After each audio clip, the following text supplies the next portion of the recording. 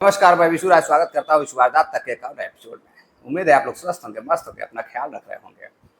कहानी शुरू करें उससे पहले रोज की तरह आज फिर मैं आप लोगों से एक अपील करूंगा कि जितने भी साथी हमारे चैनल पर नए हैं या जिन्होंने चैनल को सब्सक्राइब नहीं किया है अभी तक, चैनल को सब्सक्राइब करिए, वीडियो को लाइक करिए।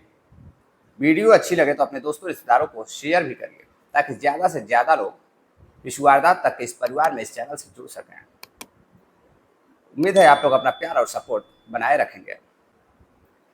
आज की जो कहानी है, इस कहानी को सुनकर आप हैरत में पड़ जाएंगे। एक लड़का रहता है जयपुर राजस्थान का, शुभम। शुभम अपनी इंजीनियरिंग की पढ़ाई कंप्लीट कर उसकी नौकरी दिल्ली के एक सॉफ्टवेयर कंपनी में लग जाती है। कुछ ही महीनों बाद जब वह घर लौटता है तो घर वाले उसकी शादी फिक्स कर देते हैं। उसके परिवार में उसके पिताजी, माताजी और उसकी एक भतीजी जिसका नाम निहारिका रहता है। निहारिका के माता पिता बचपन में ही एक कार एक्सीडेंट में उनकी मृत्यु हो जाती है, जिसका पालन पोषण उसके चाचा शुभम और उसके दादा और दादी करते थे। शुभम की शादी पास के ही एक गांव में प्रिया नामक एक लड़की से फिक्स हो जाती है। एक मंदिर में दोनों को लाया जाता है देखने के लिए, लड़की और लड़के को। लड़की लड़के एक दूसरे को पसंद कर लेते हैं। कुछ ही दिनों बाद उनकी शादी हो जाती है। जो प्रिया होती है वो बेहद ही खूबसूरत होती है। प्रिया 2-3 महीनों बाद अपने पति शुभम से कहती है कि मुझे दिल्ली घूमना है। शुभम भी अकेले रहता था अपने रूम पर, उसे भी अच्छा नहीं लगता था। हमेशा वह फ़ोन पर अपनी पत्नी से बात किया करता था। नई नवेली शादी हुई थी। 3 महीने बाद वह अपनी पत्नी को और अपनी भतीजी को लेकर दिल्ली आ जाता है। दिल्ली में एक ही कमरे पर 2 रूम का एक फ्लैट रहता है, उसी पे रहते हैं। वह अपनी भतीजी निहारिका का एडमिशन पास के ही एक कॉलेज में करा देता है। निहारिका पढ़ने में काफ़ी तेज रहती है और बेहद खूबसूरत भी रहती है। निहारिका के कॉलेज के एक दोस्त है जिसका नाम निखिल रहता है, उससे उसकी दोस्ती हो जाती है, जो पास के ही कॉलोनी का रहने वाला होता है। कुछ दिनों तक उनकी दोस्ती ऐसे ही चलती रहती है। जब भी निखिल कॉलेज के लिए जाता, पास के ही एक मोड़ से, जिसके घर से 200-300 मीटर की दूरी पे एक मोड़ रहता है, वहाँ से उसको रिसीव करता निहारिका को और अपने साथ कॉलेज लेकर जाता। कुछ ही दिनों बाद दोनों की दोस्ती प्यार में बदल जाती है और प्यार इस कदर परवान चढ़ता है कि दोनों 2 जिस्म एक जान हो जाते हैं। कुछ ही दिनों बाद जो निखिल होता है वह निहारिका को लेकर होटल भी शेयर करने लगता है। होटल के रूम में लेकर जाता, कॉलेज निकलता घर से, लेकिन कॉलेज दोनों नहीं जाते। पढ़ाई न कर, कॉलेज को बंक कर, यानी कि कॉलेज न जाकर दोनों होटलों का मज़ा ले रहे थे, होटलों में संबंध बना रहे थे। और जो उनकी चाची थी प्रिया, रूम पर अकेले रहती, कभी फ़ोन चलाती, कभी सोशल मीडिया में बिजी रहती। कुछ ही दिनों बाद उनके चाचा की पोस्टिंग बेंगलोर हो जाती है। चाचा बेंगलोर चले जाते हैं, यानी कि शुभम बेंगलोर चले जाते हैं। अब रूम पर सिर्फ चाची और उनकी भतीजी रहती है। भतीजे की एडमिशन की वजह से, पढ़ाई की वजह से चाची और भतीजी अब दिल्ली ही रह जाते हैं। पास में एक हलवाई की दुकान रहती है। जब भी जी चाहता, जब भी मन करता कुछ भी खाने पीने को, तो जो प्रिया होती हैं वह कभी अपनी भतीजी से कुछ सामान मंगवा लेती या कभी खुद भी चली जाती। करीब 2 महीने तक हलवाई के दुकान से सामान मंगाती रही।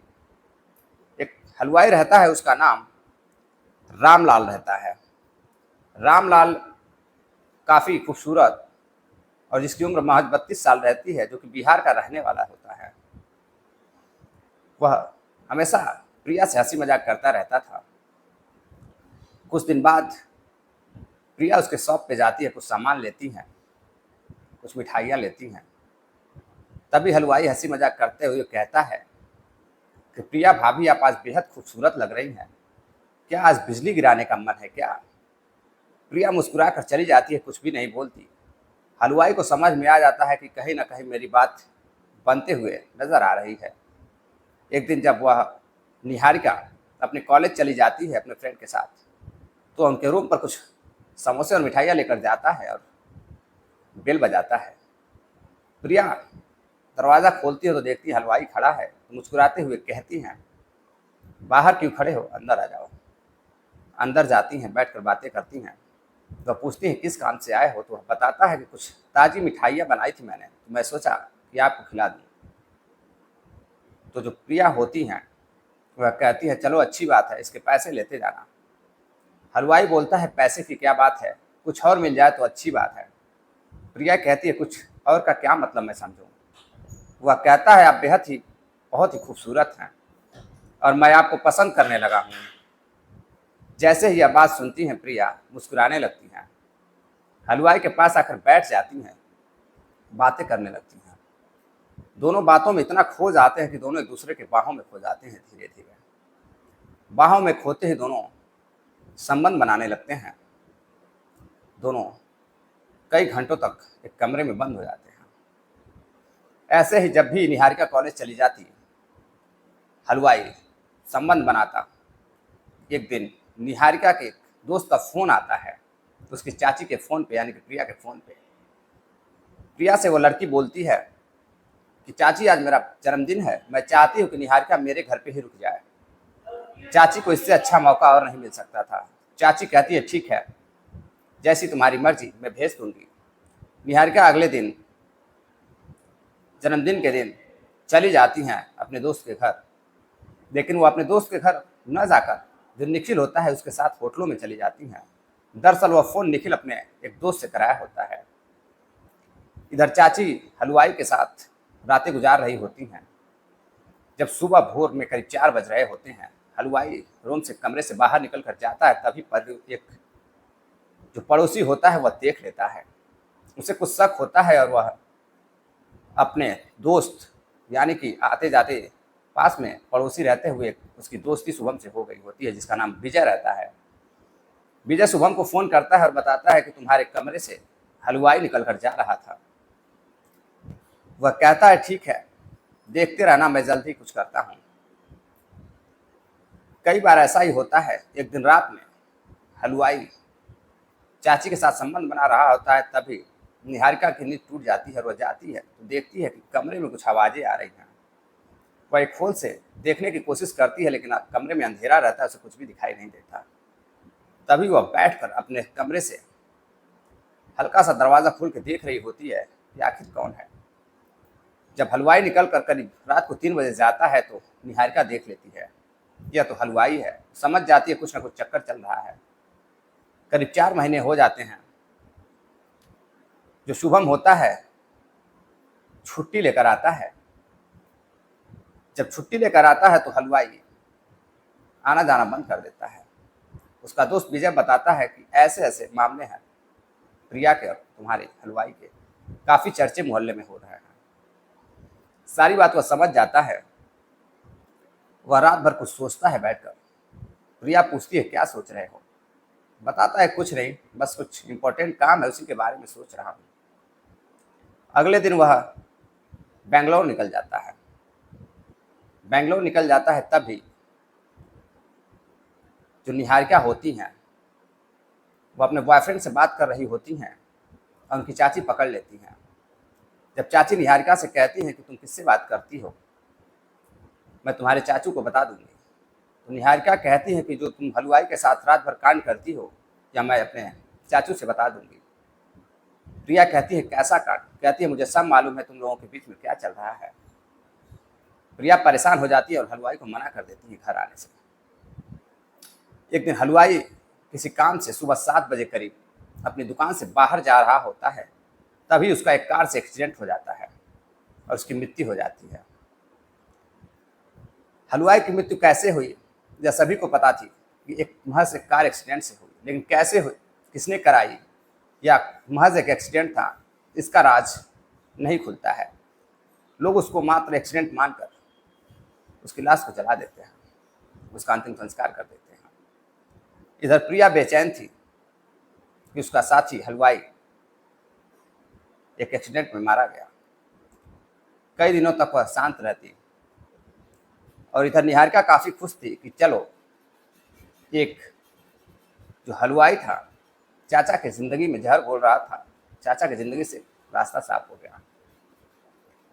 तभी प्रिया को कुछ शक होता है कि कहीं यह एक्सीडेंट मेरे पति ने तो नहीं कराया है। वह पता लगाने की कोशिश करती है कि उसका पति कहाँ पर है। वह फ़ोन करती है अपने पति को और बताती है कि पास वाले हलवाई का एक्सीडेंट हो गया है। वह कहता है कि मुझे तो नहीं पता है कब हुआ, सब कुछ बताती हैं। उनको लगता है कि इसमें मेरे पति का कोई हाथ नहीं है। प्रिया की जो भतीजी होती हैं, एक दिन होटल में जाते हुए एक उनका साथी देख लेता है और वह फ़ोन करता है शुभम को कि तुम्हारी भतीजी आजकल ऐसा ऐसा गुल खिला रही है। शुभम परेशान हो जाता है कि नौकरी करे या फिर बीवी को संभाले या फिर भतीजी को। कुछ ही दिनों बाद वह छुट्टी लेकर आता है और अपनी भतीजी की शादी जयपुर में एक अच्छे परिवार में कर देता है। कुछ ही दिनों बाद जो उनकी भतीजी होती है वो अपने बॉयफ्रेंड के साथ घर से भाग जाती है और घर से भागकर उसी होटल में जहाँ वह दिल्ली में जाती थी, उसी होटल में दोनों ठहरते हैं। यह बात शुभम को पता चलती है कि उनकी भतीजी सुबह से गई थी और शाम को अभी तक घर पर नहीं आई है। परिवार वाले जो ससुराल वाले होते हैं वह बताते हैं कि वह सुबह करीब 5 बजे घर से निकली थी, अभी तक उसका कुछ पता नहीं है। शुभम समझ जाता है सारी बात। वो अपने दोस्त से बात करता है और उस होटल पे जाता है कि क्या पता कहीं वही तो नहीं है। उस होटल से सारी जानकारी मिलती है कि आज सुबह यहाँ करीब 10 बजे तक दोनों ठहरे थे, उसके बाद वो कहीं चले जाते हैं। उस लड़के के बारे में शुभम पता करता है तो पता चलता है कि वह लड़का पास कई कॉलोनी का रहने वाला है। पुलिस में कंप्लेंट दर्ज कराने की कोशिश करता है लेकिन सोचता है कि ऐसे काम नहीं चलेगा। वो उस लड़के के बारे में पता लगाता है उसके दोस्तों से, तो पता चलता है कि वह दिल्ली के नजफगढ़ के एक होटल में ठहरा हुआ है।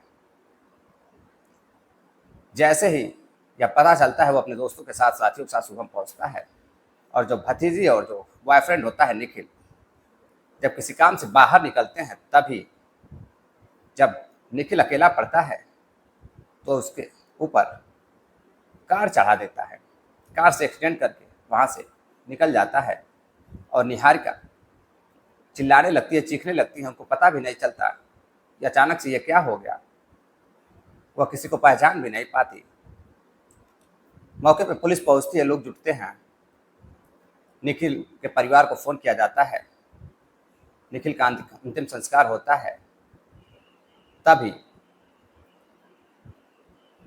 प्रिया का फ़ोन जाता है।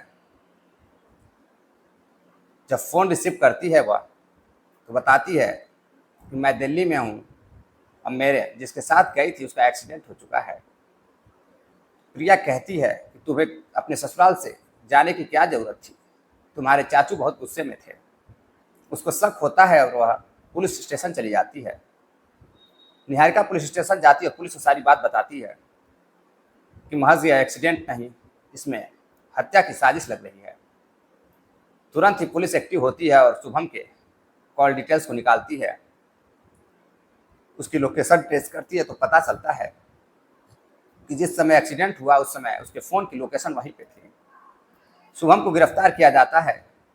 उससे पूछताछ होती है तो वह सारी बात बयां करने लगता है, रोने लगता है और बताने लगता है कि मेरी भतीजी एक लड़के से अफेयर था और मैं उसकी शादी पास के ही एक गांव में जयपुर में कर दिया था। कई दिनों तक वो सही से रही उसके साथ। मुझे लगा यह सुधर जाएगी, लेकिन नहीं, यह अपने दोस्त के साथ भाग गई, जिससे हमारी काफ़ी बदनामी हुई, ससुराल वालों की बदनामी हुई। मुझे यह बर्दाश्त नहीं हुआ, इसलिए मैंने एक प्लान बनाया और प्लान के तहत मैंने सोचा कि इसका एक्सीडेंट करके मार देंगे तो जो सबूत है वो मिट जाएगा, महज एक एक्सीडेंट समझा जाएगा। खैर पुलिस अरेस्ट करती है, उसको जेल भेज देती है, लेकिन कुछ ही महीनों बाद वह जेल से रिहा होकर शुभम अपनी पत्नी प्रिया को लेकर बेंगलोर चला जाता है और अपनी नई जिंदगी शुरू करता है। और जो निहारिका होती हैं उनके ससुराल वाले निहारिका को एक्सेप्ट करने से मना कर देते हैं। निहारिका अपने दादा दादी के साथ जयपुर में ही उन्हीं के साथ अपना जीवन व्यतीत करती है। दरअसल इस कहानी और इस घटनाक्रम को सुनाने का तात्पर्य आपको जागरूक करना है, सतर्क करना है, किसी की भावनाओं को आहत करना नहीं है, किसी को परेशान करना नहीं है। कुछ साथियों ने कमेंट किया है जिनका नाम है सोहन लाल, जो राजस्थान बिवावर से हैं, सतीश गुप्ता है मऊ से, राकेश बंसल है राजस्थान जयपुर से, दशरथ जी है। दशरथ जी ने कुछ सलाह भी दी है, मैं उनकी सलाहों पे गौर करूंगा। अगर आप भी चाहते हैं कमेंट करना, अपने साथियों का, अपने परिवार का, किसी का भी जन्मदिन हो, एनिवर्सरी हो, अगर आप हमारे व्यूअर के साथ शेयर करना चाहते हैं तो कमेंट करें अपना पता और अपना नाम। हम अपने व्यूअर के साथ आपके जन्मदिन, आपके एनिवर्सरी को शेयर करेंगे और आपके कमेंट को पढ़कर मुझे बहुत खुशी होती है। इसलिए आप लोग कमेंट जरूर करें और वीडियो को लाइक करना बिल्कुल ना भूलें। चैनल को जरूर सब्सक्राइब करें। मिलते हैं एक और नई कहानी के साथ, तब तक के लिए जय हिंद।